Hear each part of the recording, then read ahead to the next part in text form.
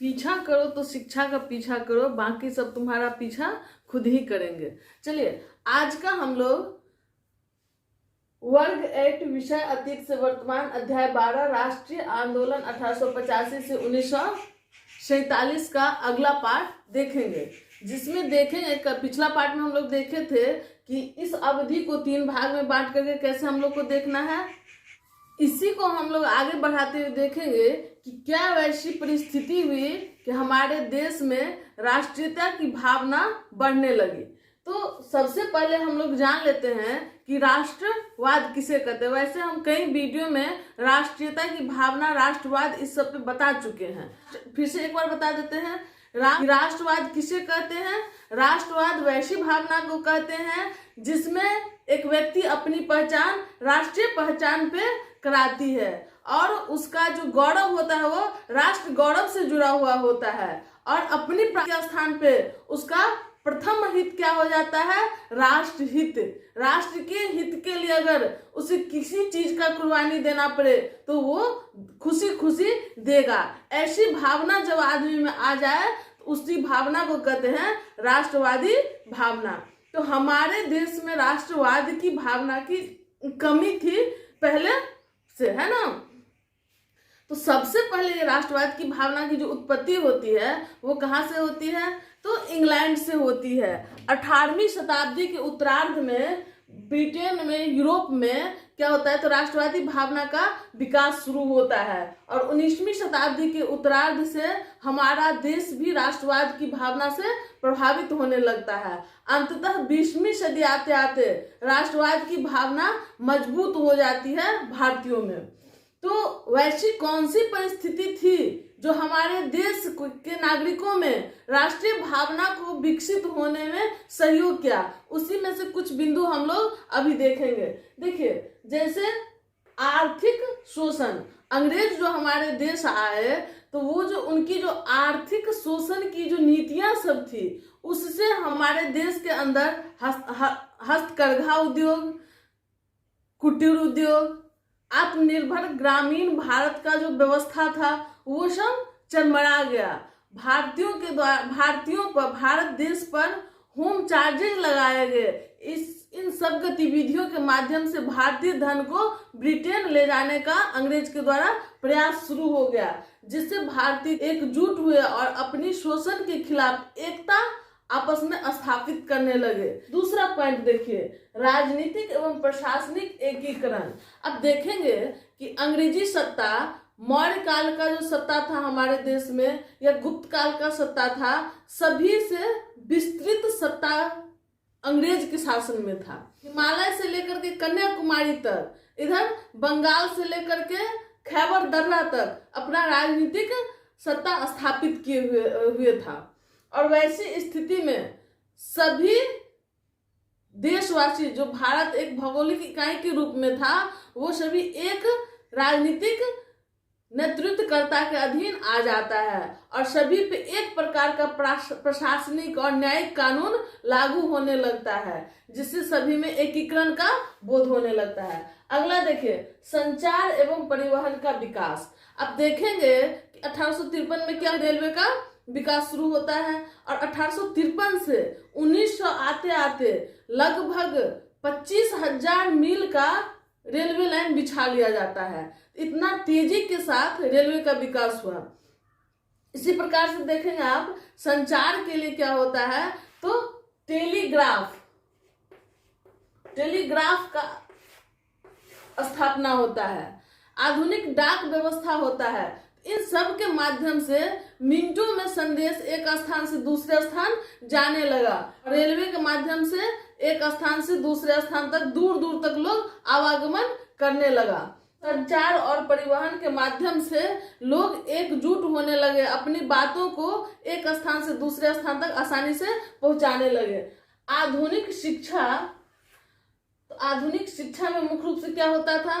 राष्ट्रीयता की बात की जाती थी, स्वराज्य की बात की जाती थी, स्वतंत्रता, समता, बंधुत्व की बात की जाती थी। इन सभी विचारधारा से जब हमारे भारतीय जुड़ने लगे तो वही एक बुद्धिजीवी वर्ग, एक नया वर्ग हमारे देश में क्रिएट हुआ, जिसको बुद्धिजीवी वर्ग के नाम से जाना गया। और इन शिक्षा का उन्होंने जन समान तक पहुंचाने का काम किया, जिससे लोग में स्वतंत्रता, समानता, बंधुत्व की भावना जागने लगी। ऐतिहासिक शोध का प्रभाव, अब देखेंगे कि ब्रिटिश कुछ विद्वान थे जिसमें मुख्य रूप से था Max Muller, William Jones, John Marshall. तो भारतीय संस्कृति पे रिसर्च करते हैं, बताते हैं कि जो भारत की संस्कृति काफी समृद्ध है। मैक्स मूलर तो यहाँ तक कहता है कि भारत के लोग उसी वंश के लोग हैं जिस वंश का यूरोप वाले लोग हैं। इस प्रकार से क्या होता है कि भारतीयों के अंदर जो हीन भावना बैठी रहती है और वो अपने आप को समझते हैं, क्योंकि ब्रिटिश वालों के द्वारा समझाया जाता है भारतीयों को कि हम सभ्य हैं, तुम लोग असभ्य हो, हम गोरा हैं, तुम लोग काला हो। भारतीयों को नीचा दर्जा का दिखा करके दिखाया जाता है। इस प्रकार से भारतीयों का मानसिकता लो हो जाता है। लेकिन इस रिसर्च के बाद, इस शोध के बाद चलता है कि नहीं, हम लोग भी यूरोपीय के जैसे ही समान हैं और हमारा अधिकार है, जब एक वंश का हम लोग संतान है तो हमारा अधिकार है बराबर में रहना, हम लोग बराबर का बात कर सकते हैं। इस तरह से मनोवृत्ति भारतीयों में बढ़ता है समानता के लिए। लॉर्ड लीटन का प्रतिक्रियावादी नीतियां। लॉर्ड लीटन क्या करता है, कुछ ऐसी नीति बनाता है जिससे भारतीयों में प्रतिक्रिया होती है, उसके विरोध में भारतीय एकजुट होने का काम करते हैं। देखिए, सबसे पहला काम लॉर्ड लीटन जो किया था, आईसीएस की परीक्षा में उम्र कम करना। आईसीएस की परीक्षा जो वर्तमान में आईएएस की परीक्षा होती है, उसी को उस समय आईसीएस की परीक्षा के नाम से जाना जाता था। इसमें क्या किया लॉर्ड लीटन कि जो परीक्षार्थी थे उसकी आयु को 21 वर्ष से घटा करके 19 वर्ष कर दिया। इससे हुआ ये क्या कि भारतीयों को इसमें परीक्षा से निकालने का प्रमुख प्रयास किया गया कि भारतीय इतना कम समय में अपने आईसीएस की परीक्षा को नहीं निकाल पाएंगे, तो इसलिए आईसीएस की आयु को कम कर दिया गया। अब ये काम किया गया था आपको 1877 में आईसीएस की परीक्षा में आयु को कम करने की काम, और 1878 में वर्नाकुलर प्रेस एक्ट लाया गया। इस एक्ट के द्वारा भारतीय भाषा में जो पत्र पत्रिकाएं निकाली जाती थी उस पर प्रतिबंध लगा दिया गया। इसी प्रतिबंध के कारण आप देखेंगे कि सवाल पूछता है कि कौन वैसा पत्रिका था जो रातों रात अंग्रेजी में छपने लगा था, तो अमृत बाजार पत्रिका। तो वर्नाकुलर प्रेस एक्ट पूछता है कि वर्नाकुलर प्रेस एक्ट किस लिए लाया गया था, तो भारतीय भाषा में प्रकाशित होने वाले पत्र पत्रिकाओं पर प्रतिबंध लगाने के लिए लाया गया था। कब लाया गया था? 1878 में लाया गया था। भारतीय शस्त्र अधिनियम 1878 में भारतीय शस्त्र अधिनियम लाया गया, जिसमें ये नियम बनाया गया कि भारतीय बिना लाइसेंस का कोई हथियार नहीं रख सकता है और ना ही बिना लाइसेंस का कोई हथियार बेच सकता है। और इसके माध्यम से आप समझ सकते हैं कि भारतीयों को ना ही लाइसेंस दिया जाता और ना ही उसे हथियार रख सकता था, ना वो हथियार का व्यापार कर सकता था। इस तरह से भारतीयों पे शस्त्र अधिनियम ला करके उसे निहत्था बनाने का काम किया गया। तो लॉर्ड लीटन की ये सब जो कानून पारित हुई, उसके प्रतिक्रिया स्वरूप भारतीयों में एकजुटता की भावना बढ़ती है। लॉर्ड रिपन का इल्बर्ट बिल। लॉर्ड रिपन जो वायसराय थे वो एक कानून लाए जिसका नाम था इल्बर्ट बिल। इस कानून के तहत उन्होंने भारतीय जज को, जिला न्यायाधीश जो था उसको, वो वही अधिकार दे दिए जो यूरोपीय जिला न्यायाधीश को था।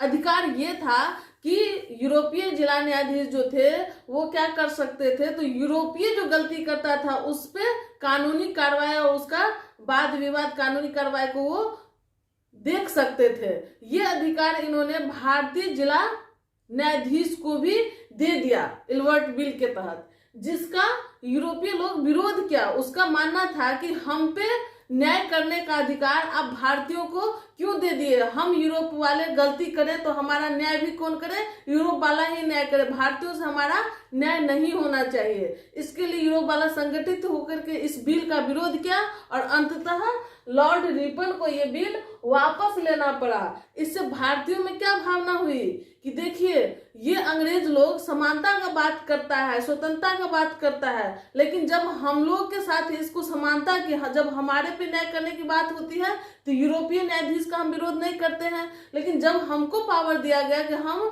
यूरोपीय लोगों पे भी न्याय का काम करें तो ये समानता इसको पसंद नहीं हुआ। इसका मतलब है कि ये लोग बोलते कुछ और है, करते कुछ और है, तो इसलिए इसका विरोध होना चाहिए। तो भारतीय में भी एकजुट होने का भावना जगा।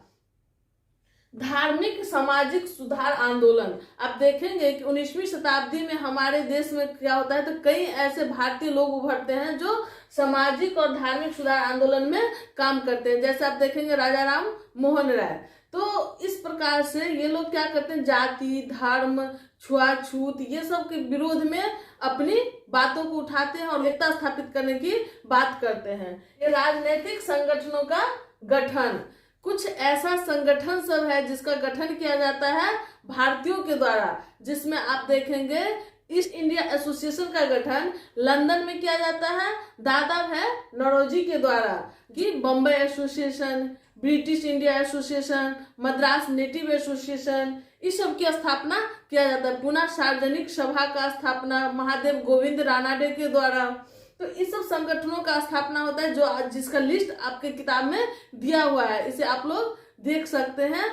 इन सब राजनीतिक संगठनों का लोगों को एकजुट करने में महत्वपूर्ण योगदान रहा है। इंडियन नेशनल कॉन्फ्रेंस का गठन किया जाता है 1883 में एसएन बनर्जी के द्वारा, और यह भारतीय राष्ट्रीय कांग्रेस के गठन का एक रास्ता तैयार करता है। भारतीय राष्ट्रीय कांग्रेस का भी गठन होता है 1885 में। इस प्रकार से क्षेत्रीय पार्टियां सब, क्षेत्रीय संगठन सब जो गठित होता है वो एक अखिल भारतीय स्तर का राजनीतिक पार्टी तैयार करने में महत्वपूर्ण योगदान निभाता है। तो इस प्रकार से आज हम लोग राष्ट्रीय चेतना के विकास का प्रमुख पहलू को देखें। अब हम लोग कल आगे देखेंगे कि भारतीय राष्ट्रीय कांग्रेस का कार्य किस तरह से आगे बढ़ता है, इसके बारे में हम लोग जानेंगे। धन्यवाद।